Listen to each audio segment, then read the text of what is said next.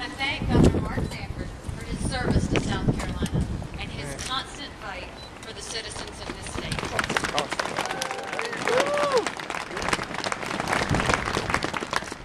To Ms. Jenny Sanford, thank you for representing South Carolina with strength and grace for the last 8 years. Your friendship has meant so much to our family.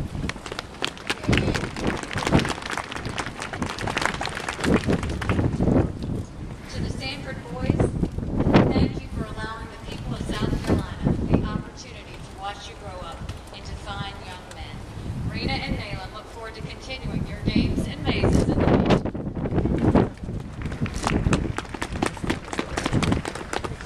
Today is a great day in South Carolina. It's a day for new beginnings. It's a day to turn the page from the past. And it's a day filled with anticipation of the next chapter of our state's future. Before we talk about our bright future, it's important to pay respect to our past. Our state has an incredibly powerful and rich history. It's one that's not always been pleasant, but one that can teach us many great lessons.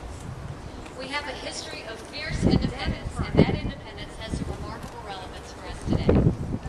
While in 1773, it was the Tea Party in Boston that became famous, there was also a whole lot of tea dumped into the Charleston Harbor that December.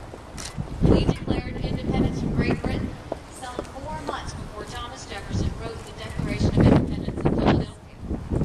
And at Kings Mountain, just over our northern border, our local militia, not professional soldiers, helped turn the tide of the Revolutionary War that brought us the freedom we still enjoy today. Let's see. Tax protests, tea parties, the grassroots beating the professionals. It does have a certain ring to it.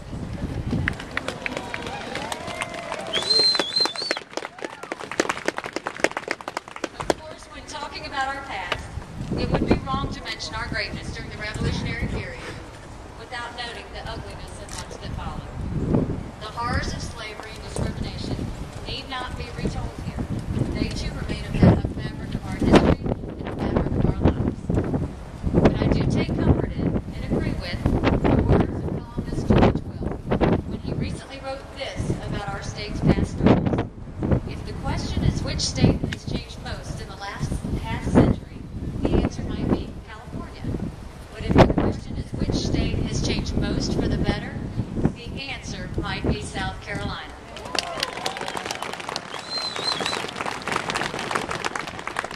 I stand before you today the proud daughter of Indian immigrants. Growing up in rural small-town South Carolina, my family experienced the state in this country at its best. No, not every day was perfect. No, we were not always free from the burdens faced by those who look and sound different. But we counted our blessings, and my parents reminded me and my brothers and sister every day how blessed we were to live in this country. We saw the constant example of neighbors helping neighbors. For us, happiness existed in not knowing what we didn't have, and in knowing that what we did have was the opportunity to better our lives through hard work and strong values. You see, my mother was offered the first female judgeship in her native country, but was unable to serve on the bench because of the challenges of being a woman in India. Now she sits here today, watching her daughter become the governor of South Carolina, the state she proudly loves.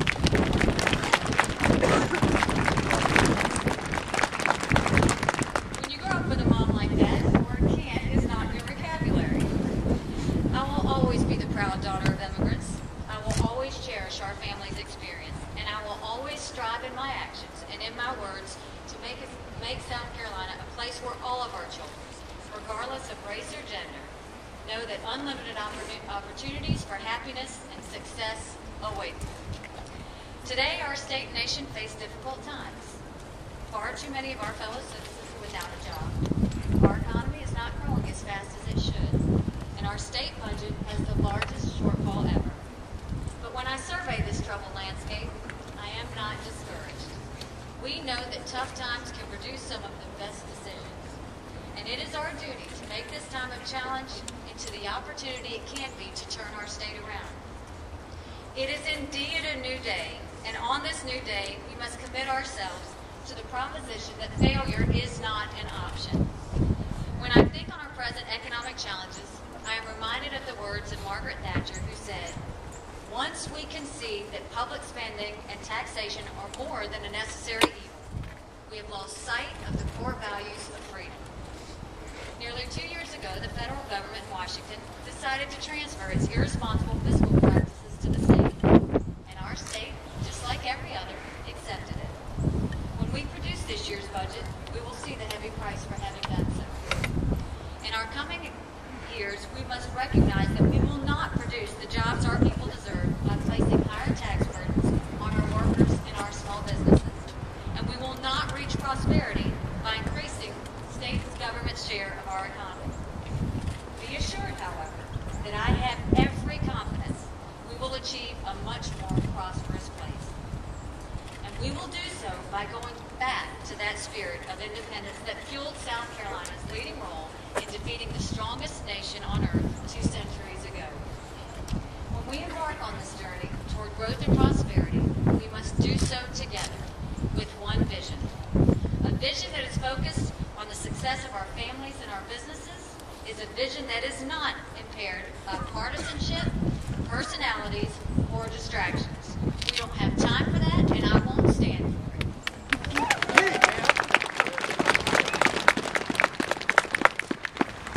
Many times over the last 18 months, I asked South Carolinians to join a movement. That movement was never about one person or about one election. Our state constitution requires the governor and the General Assembly to work together to serve South Carolina well. And serve together we will. But the energy that drives our cooperation does not come from this beautiful Capitol building behind me. The energy comes from the sound of people's voices. The success of the movement I asked you to join will be realized when elected officials are accountable for their votes, when citizen participation in government reaches new heights, and when the voice heard loudest is neither mine nor that of any other elected officials, but is that of the taxpayers of this state. In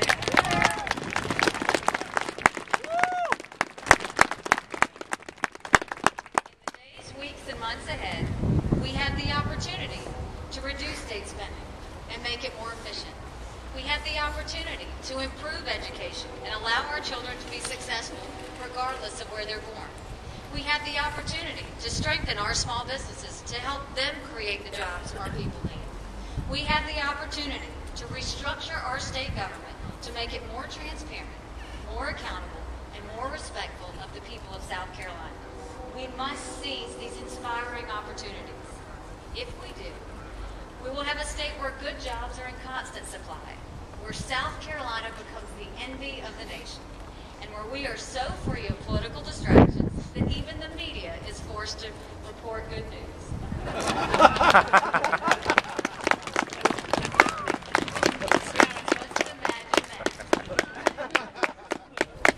That is my South Carolina.